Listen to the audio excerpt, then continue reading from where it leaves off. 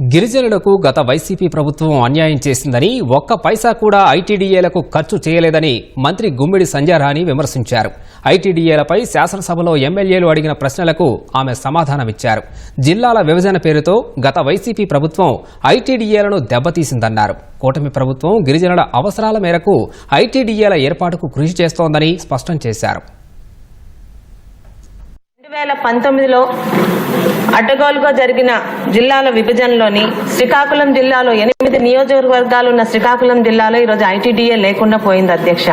ముఖ్యంగా పాతపట్నంలో 2 మండలాలు, అలాగే పలాసలో 2 మండలాలు గిరిజన పితృలతో నిండి ఉంది అధ్యక్ష. అయితే 2019లో వారు మన మీద పెట్టుకున్న నమ్మకం కనీసం 4 మండలాలున్న శ్రీకాకుళం జిల్లాలో మినీ ఐటీడీఏ అన్నదన్న తీసుకొస్తామని మనం వారికి హామీ ఇవ్వడం జరిగింది అధ్యక్ష. ప్రభుత్వం దాని మీద ఒక చర్య తీసుకొని నిర్ణయం తీసుకొని ఒక మినీ ఐటీడీఏని శ్రీకాకుళం జిల్లాకి తీసుకొస్తారని మీ ద్వారా సదరు మంత్రి గారిని కోరుకుంటున్నాను అధ్యక్ష. గత 5 సంవత్సరాలు అప్పుడున్నటువంటి ముఖ్యమంత్రి గారు ఎప్పుడు మాట్లాడేవాడు అధ్యక్ష, నా బీసీలు, నా ఎస్సీలు, నా గిరిజనులు, నా ఎస్టీలు అని చెప్పి ఏం చేశాడంటే అధ్యక్ష, ఐటీడీఎల్ని పూర్తిగా నిర్వీర్యం చేశారు అధ్యక్ష. గడచిన 5 సంవత్సరాల్లో ట్రైకాబ్ నుంచి ఎవరైతే గిరిజనులు ఉంటారో వాళ్ళకి ఎవరికి ఒక లోన్ కూడా ఇచ్చే పరిస్థితి లేదు అధ్యక్ష.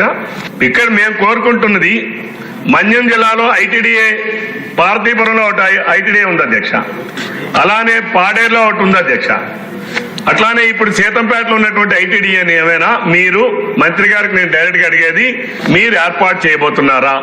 గత ప్రభుత్వంలో పరిపాలనా సౌలభ్యం కోసం జిల్లాల పునర్విభజన చేస్తున్నామని చెప్పి గొప్పలు చెప్పి ఇష్టానుసారంగా విభజన చేయడం జరిగింది అధ్యక్ష.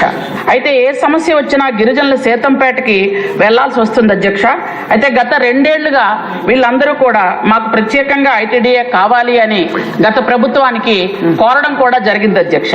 అయితే మిలియాపుట్లో ఐటీడీఏ ఏర్పాటు చేయాలని అప్పటి సభ్యులు రెడ్డి శాంతి గారు, అలాగే మందస్సులో ఏర్పాటు చేయాలని సేదర్ అప్పలరాజు గారు ఇద్దరు కూడా దెబ్బలాడుకుంటూ దాన్ని ఎక్కడా పెట్టనివ్వకుండా ఆపుకున్నారు అధ్యక్ష. గౌరవ సభ్యులు ఆందోళన చెందిన విధంగా మిగిలిన 16 మండలాలని వదిలేదు అధ్యక్ష. వాళ్ళకి ఏ విషయం కావాలి అన్నా, ఎందుకంటే గౌరవ ముఖ్యమంత్రి చంద్రబాబు నాయుడు గారు వచ్చిన తర్వాతనే గిరిజనులకు రహదారి సౌకర్యాలు వస్తున్నాయి, సప్లాన్ నిధులు వస్తున్నాయి, అలాగే మనకి ట్రైకార్ లోన్లు వస్తున్నాయి అధ్యక్ష. ఖచ్చితంగా మీ గిరిజన మండలాల్లో ఉన్నటువంటి గిరిజనుల్ని ఐటీడీఏకి ప్రజెంట్ సీతంపేట ఐటీడీఏకి పంపించండి.